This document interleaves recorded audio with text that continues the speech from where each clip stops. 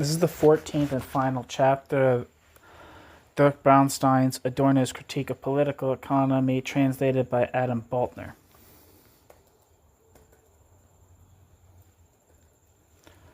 Quote, a series of sliding transitions leads from the sacrifice of one's own mother, which is supposed to deliver to the future sorcerer his racket, to the dissertation at universities by which the adept individual proves that his thinking, feeling, and speaking had irrevocably adopted the forms of the academic racket. End quote. Horkheimer, Die Rackets und der Geist. As a philosopher, sociologist, musicologist, theorist of art, and unjustifiably, above all, as a cultural critic, Adorno has become enshrined in death as a classic representative of European intellectual life.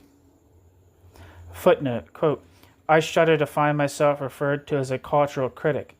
This really does remind one a bit of the profession of a pimp, for a cultural critic, in fact, really is someone who lives from what he exploits and simultaneously abuses. I'd like nothing to do with this, end quote, Adorno. End footnote. This has not only occurred in academia, but also in the cultural sector itself. However, the vast majority of references reduce the fact that Adorno was a radical critic of the relations of production to a footnote. Even well-meaning commentators either dispute his engagement with economics or trivialize it relative to his achievements in other areas. Adorno was never bothered with political economy, it is alleged. Given that scholarship on Adorno has pursued a remarkable variety of issues, thoroughly typical assessments such as these give rise to the suspicion that scholars have sheepishly turned a blind eye to their subject's critique of political economy. Ironically, it was Jürgen Habermas who sensed a, quote, hidden orthodoxy, end quote, in Adorno's work. Quote, in the esoteric fabric of aesthetic reflections lingers something like the echo of a critique of political economy, end quote, Habermas. Yet what Habermas himself failed to mention was that this was not a matter of an embarrassing return of a repressed theoretical inheritance, but rather of a historically and theoretically justified reappropriation and an ongoing and, in the 1950s and 1960s, even intensive engagement with the Marxian critique of political economy. Adorno might qualify as orthodox insofar as for Adorno the, quote, production paradigm, end quote, rejected by Habermas, formed the center to which every one of his own most popularly cited judgments on art, culture, and society referred, even though this center was not unalterably fixed, but rather had to be constantly defined anew, precisely in relation to art, culture, and society. Given what the present study has shown, the supposed hiddenness of Adorno's orthodoxy, perhaps one reason why even Marxist commentators generally underestimate the significance of the critique of economy for Adorno's critical theory, can be interpreted as stemming from the fact that up until now, numerous texts which prove that this orthodoxy is anything but hidden have either not been published at all or have only been published on a modest scale. For this reason in particular, this study is quoted extensively from still largely unknown writings and notes. Adorno's critical theory cannot be understood apart from his critique of economy. Adorno did not attack culture, incidentally an extremely easy target, without offending the powers with which cultural critics in particular all too readily make common cause. Adorno criticized society while at the same time conceiving of culture as its defective product and potential antithesis. The materialist critique of society to which Adorno aspired necessarily includes a critique of the relations of production. Accordingly, Adorno's works in philosophy, sociology, and art theory, as well as Adorno's writings on music and literary theory, and his essays on psychoanalysis, should above all be viewed as models of a critique of political economy developed in the manner of a social theory. An interpretation which seeks to reduce them to this alone would certainly fall short, whereas one which admits this central motif goes astray. This thesis inevitably implies that Adorno did in fact deal specifically with economic issues as well. not with the kinds of questions which fall under the domain of scholarly discipline referred to as economics. Domain of the scholarly discipline referred to as economics. Wirtschaftswissenschaften. Yet indeed, with the socio-theoretical elementary meaning of economy in a broader sense. Adorno's reception of Marxian writings was actually always orthodox, yet certainly not in the sense of respecting the Marxian critique of economy as either an ineluctable or ultimate state of knowledge with universal applicability. In his engagement with the capitalist mode of production in general and the late capitalist society of his time in particular, Adorno did not accept the authority of Scripture, and he at times contradicted not only schools of Marxist thought but also Marx himself. Here as well, Adorno underwent a development and certainly progressed in his own understanding. A comparison of his early work with his later writings shows this. Just as there is no one Adornian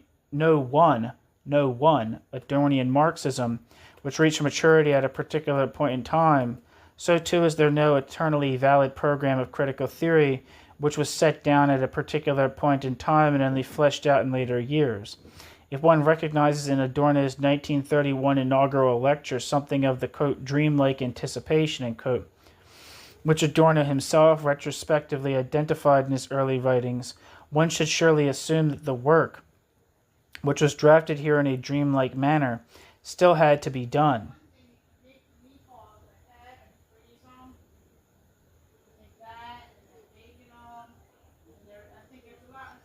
Where am I? While on the journey supposedly mapped out in his early writings, it need not be said that Adorno is forced to take heed of historical reality. Yet history also took place in the theory which he appropriated and advanced. The critique of economy, which Adorno engaged with repeatedly from the 1930s onward, and from which he conceived of novel interventions in seemingly remote areas such as language and literature, must be viewed in particular as leading the way in this history. The development of Adorno's critical theory can only be understood in view of his progressive examination of economy, in whose rationality he discovered the, quote, formula used to bewitch the world, end quote. Adorno. The still widespread view that the recourse in Adorno's work to Marx, and especially to Marx's critique of political economy, represents a relic from short-lived stages in the development of Adorno's own theory, a relic which Adorno dragged along on his return from America as if it were a valuable antique, can be refuted on the basis of relevant textual documents. This is also true of the common assumption that Adorno never engaged especially intensively with the Marxian critique of political economy in any case. With Adorno's career as a theorist serving as point of reference, this study has shown in detail what prompted Adorno to grapple with respective aspects of the critique of political economy and how this strongly influences further theoretical work in turn. Not least due to his study of Marx, Adorno perceived as contingent the allegedly eternal, including what economy represents, the metabolism within society as well as between society and nature, a metabolism whose purpose is society's own reproduction. He accepted as eternal constants neither this metabolism nor nature under the spell of the social totality, just as he refused to accept this total society itself. The lie contained within the claim of equivalence and identity, a lie which leads to originary philosophy, Ursprungsphilosophy, and system thinking, asserts itself in society as the principle of exchange, the principle mediating and perpetuating domination. Revolutionary practice, which would need to transcend the society recognized as false, was viewed by Adorno as indefinitely postponed, rendered immediately impossible by the totality of political economy. The horizon against which Adorno's social critique, that is, his critique of political economy, first comes into view at all, constitutes something which for its own part can never again be rationalized, the other of the total immanence of what exists. Where everything is wrong, what would alone be right is not present and cannot be depicted, a negative utopia as the, quote, raison d'etre of Raison, end quote. Adorno.